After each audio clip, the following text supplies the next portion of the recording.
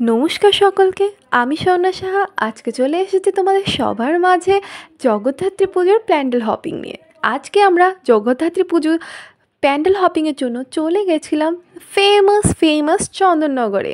আমরা সবাই জানি চন্দননগর কৃষ্ণনগরের জগদ্ধাত্রী পুজো অনেক ফেমাস। সেই সাথে কিন্তু রিষ্যা আর কামারকুণ্ডুর জগদ্ধাত্রী পুজোও সেইভাবে ফেমাস।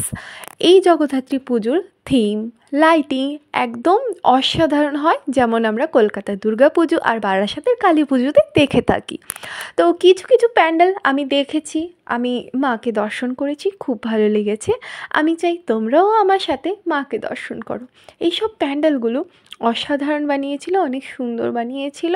আর তোমরা যারা ইন্ডিয়ার চন্দননগরের জগদ্ধাত্রী পুজো দেখোনি তারা আমার এই ভিডিও থেকে দেখে নিতে পারো। আর যারা দেখোনি তারা নেক্সট আসছে বছর আবার হবে, হ্যাঁ, আসছে বছর আবার জগদ্ধাত্রী পূজায় তোমরা যেতে পারো, চন্দননগরে গিয়ে প্যান্ডেল হপিং করতে পারো, আমার মতো ঘুরতে পারো।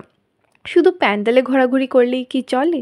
প্যান্ডেলে ঘোরাঘুরি করলে চলে না, সেই সাথে পুজোর অনেক কিছু এনজয় করতে হয়। যেমন হলো পুজোতে অনেক রাইডেও চড়া যায়, অনেক খাবার দাবার খাওয়া যায়, টেস্টি ইয়ামি। তেমনি আমরাও আমাদের পছন্দ মতো খাবার খেয়ে নিয়েছি প্যান্ডেল হপিংয়ের পাশাপাশি। এইটা দেখতে পাচ্ছ চিজ মোমো, এটা মায়োনাইজড মোমো, আর সেই সাথে ছিল স্টিম মোমো।